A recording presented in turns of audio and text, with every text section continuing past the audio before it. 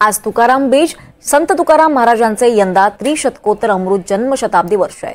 या निमित्तानं संत तुकाराम महाराजांचे 11वे वंशज असणारे बाळासाहेब देहूकर यांच्या पंढरपुरातील वाड्यात तुकाराम महाराजांच्या चिपळ्या, पादुका आणि अभंगाची हस्तलिखित आज सर्वांना दर्शनासाठी खुली करण्यात आली आहेत। तुकाराम महाराजांच्या चिपळ्यांचा आणि हस्तलिखितांचा नक्की इतिहास काय आहे याबाबत बाळासाहेब देहूकर यांच्याकडून जाणून घेतलंय आमचे प्रतिनिधी संकेत कुलकर्णी यांनी।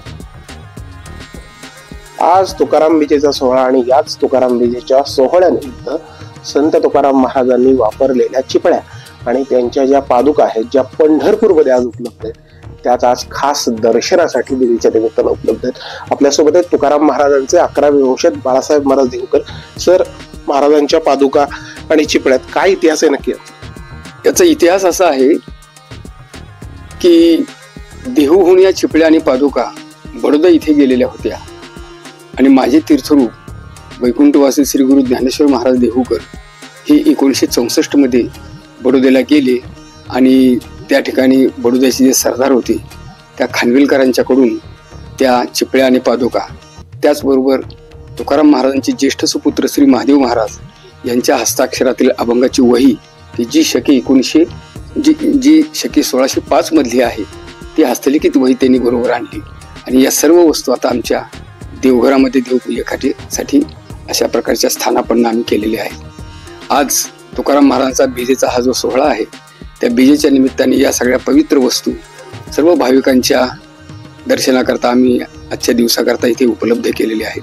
जगद्गुरु तुकोबारायांचं त्रिशतकोत्तर अमृत महोत्सवी असा हा वैकुंठ गमनाचा सोहळा यावर्षी संपन्न होतो आहे। या औचित्य साधून या गोष्टी आम्ही सर्वांच्या दर्शनाकरता उपलब्ध केलेल्या आहेत। 340 ते 42 वर्ष खरं तर या हस्तलिखितांना म्हणजे साक्षात तुकाराम महाराजांचा आशीर्वाद खरं तर या हस्तलिखितांना। काय या हस्तलिखितांमधले वैशिष्ट्य काय?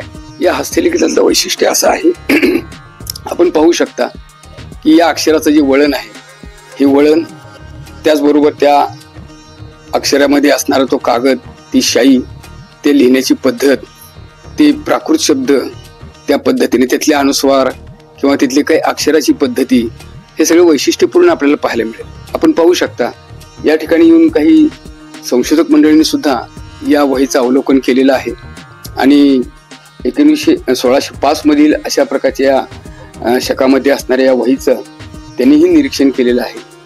अशीच या वहीचं आणखी एक अशा प्रकारची वही देहूमध्ये सुद्धा आहे आणि तिचीच दुसरी अशा प्रकारची ही एक भाग पंढरीमध्ये आमच्याकडे आहे।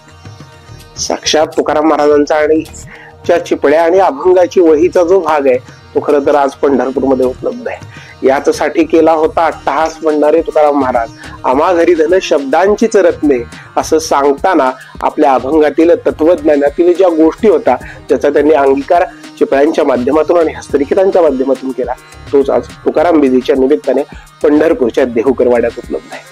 व्हिडिओ जर्नलिस्ट राजू मिसाळ, संकेत कुलकर्णी, NDTV मराठी, पंढरपूर।